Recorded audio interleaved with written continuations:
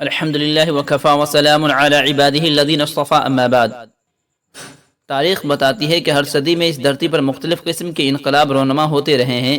ایک حکومت آتی دوسری جاتی ہے۔ ایک وقت تھا کہ ایرانی و ساسانی افکار اس عالم پر چھائے ہوئے تھے۔ اس عالم گیتی پر انہی کا بول بالا اور انہی کا چرچا تھا۔ پھر ایک وقت وہ بھی آیا کہ ارض و سما نے ان کا چراغ گل ہوتے ہوئے بھی دیکھا، ان کی عظمت و بلندی، عزت و ناموری کی تاج محل کو چکناچور ہوتے ہوئے بھی دیکھا، ان کے طاغوتی، فرعونی و حامانی، قارونی و شدادی افکار کا جنازہ نکلتے ہوئے بھی دیکھا، اور فرعون کو صفحہ ہستی سے مٹتے ہوئے بھی دیکھا۔ زمانہ نے دیکھا کہ وہ قوم جس کی دنیا عاشق تھی، جس کا طوطی چہار دنگ عالم میں بولتا تھا، قیصر و کسریٰ کے نام سے دنیا تھراتی تھی، ان کی طرف آنکھ اٹھا کر دیکھنا ہلاکت کو دعوت دینا تھا۔ معمولی گلیم پوش و دردیدہ پیرہن اعرابیوں نے ان کے چھکے چھڑا دیے اور ان کی عظمت و سطوت کے خود ساختہ محلوں کو چکناچور کر دیا، ان کی بڑائی، عزت و جاہت کو خاک میں ملا دیا۔ ایک نئی فکر، نیا تمدن، نئی تہذیب اور نیا معاشرہ وجود میں آیا، جہاں نہ آقا و غلام میں کوئی فرق تھا، نہ امیر و غریب، غنی و فقیر میں کوئی فرق تھا، نہ بلکہ سب اپنے رب کے حضور، اپنے مالکی کے روبرو ایک صف میں ایک ہی درجے کے تھے۔ اگر فرق مراتب تھا تو بمحض تقوی کی بنا پر ایک ہی صف میں کھڑے ہو گئے، محمود و ایاز، نہ کوئی بندرا نہ کوئی بندر آواز۔ اسلام آیا تو اس نے لوگوں کو سوچنے سمجھنے کے معیار کو بدل ڈالا، ان کے طرز فکر، طرز نظر کو تبدیل کر دیا۔ پہلے وہ اگر ذاتی نفع اندوزی، خود پرستی، خود ستائی کے عادی تھے، تو اب ایک دوسرے کے لیے جان دینے والے، ایک دوسرے پر مر مٹنے والے ہو گئے۔ پہلے اگر وہ شراب و کباب، رقص و سرور، جوا و قمار بازی کے عادی تھے، تو اب وہ سحر گائی، نیم شہی و شب زندہ داری کے عاشق ہو گئے۔ پہلے اگر ان کے اخلاق فاسق، ان کے کردار غیر انسانی تھے، تو اب وہ اخلاق کریمانہ، عادت مشفقانہ کے عادی ہو گئے۔ پہلے اگر وہ نفس پرست، نفع پرست تاجر و کسان تھے، تو اب وہ ایماندار، دیانتدار تاجر بن گئے۔ پہلے اگر وہ ظالم و جابر، خیر منصف و خود غرض حکمراں تھے، تو اب عدل پرور، رحیم و کریم، انصاف اور بادشاہ حکمراں ہو گئے۔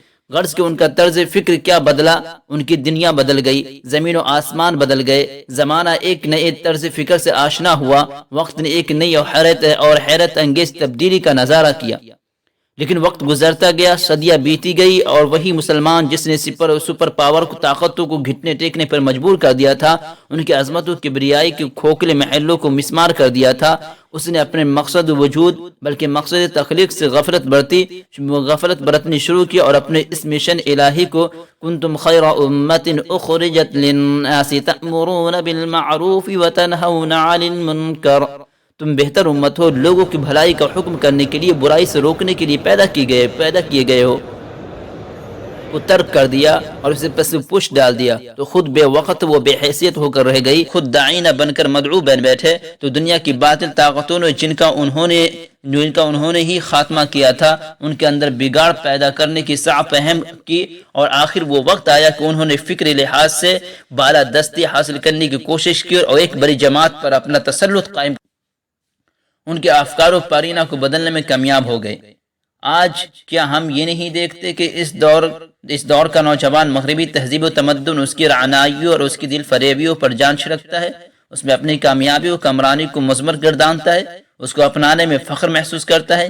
آج کی نوجوان نسل اخلاق باختہ فلموں اور فحش لٹریچر کی عادی ہوتی جا رہی ہے۔ آج کی دوشیزہ بے پردگی اور فحاشی میں اپنی عزت محسوس کرتی ہے۔